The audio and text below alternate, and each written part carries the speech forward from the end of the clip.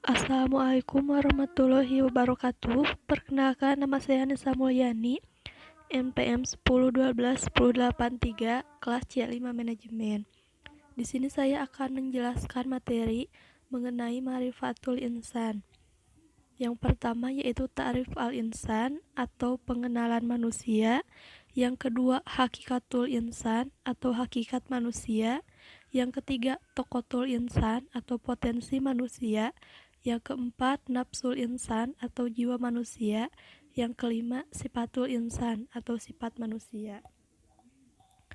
Yang pertama, ta'rif al-insan atau pengenalan manusia.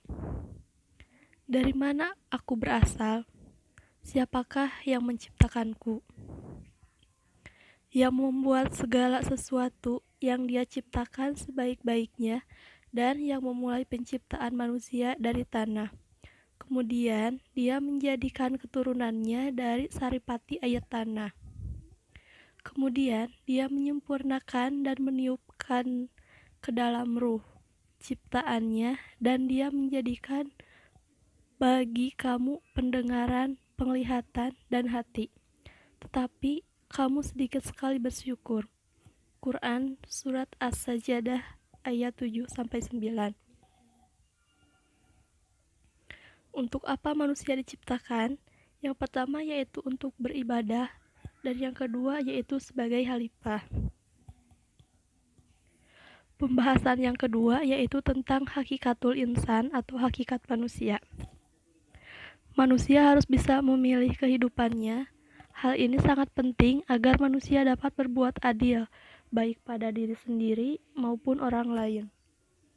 Hakikat manusia yang perlu kita pahami yaitu terbagi menjadi 5. Yang pertama, sebagai makhluk. Sebagai makhluk ciptaan Sang Holik, kita harus tunduk dan patuh terhadap semua perintah dan larangannya. Yang kedua yaitu dimuliakan.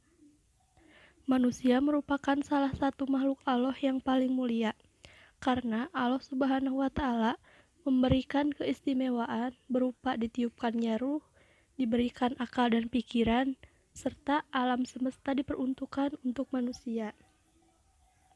Dan yang ketiga yaitu dibebani. Sebagai makhluk Allah yang mulia, manusia juga diberikan tanggung jawab yaitu beribadah dan sebagai khalifah di muka bumi. Yang keempat yaitu bebas memilih. Manusia diberikan akal dan pikiran agar dapat memilih apakah mau memilih beriman atau malah sebaliknya memilih fakir. Yang kelima yaitu balasan. Allah Subhanahu wa Ta'ala memberikan balasan terhadap apa yang kita lakukan. Jika kita memilih beriman, maka balasannya adalah surga, dan jika kita memilih fakir, maka balasannya adalah neraka. Yang ketiga yaitu tokotul insan atau potensi manusia. Potensi manusia adalah suatu anugerah yang Allah berikan karena Allah menciptakan manusia dalam bentuk yang sangat sempurna dengan kemampuan. Maka dari itu, Allah memberi manusia dengan segenap potensi yang ada dalam dirinya, seperti jasmani, rohani, dan akal. Allah menciptakan manusia dengan memberikannya 3 potensi. Yang pertama yaitu pendengaran, yang kedua yaitu penglihatan, dan yang ketiga yaitu hati. Pembahasan yang keempat yaitu nafsul insan atau jiwa manusia. Nafsu manusia terbagi menjadi 3 bagian.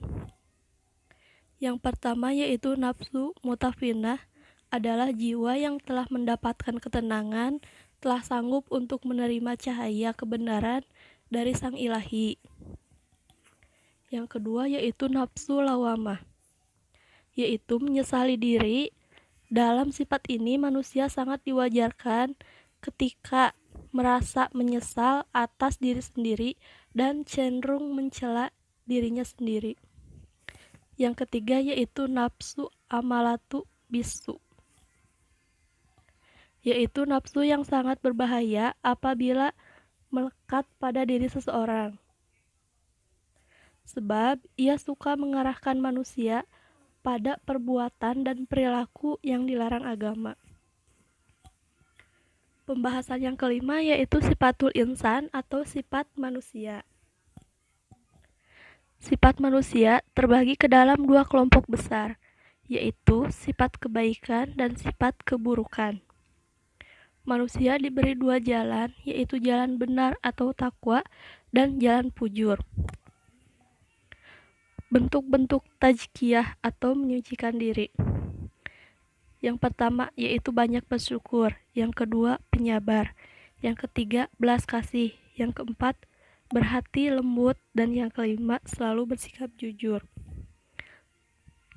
Selanjutnya bentuk-bentuk tadzkiyah. Yang pertama tergesa-gesa, yang kedua suka mengeluh, yang ketiga lalai, yang keempat ingkar, dan yang kelima kikir. Mungkin itu saja materi yang dapat saya sampaikan. Mohon maaf apabila banyak kesalahan. Billahi taufiq wal hidayah. Wassalamualaikum warahmatullahi wabarakatuh.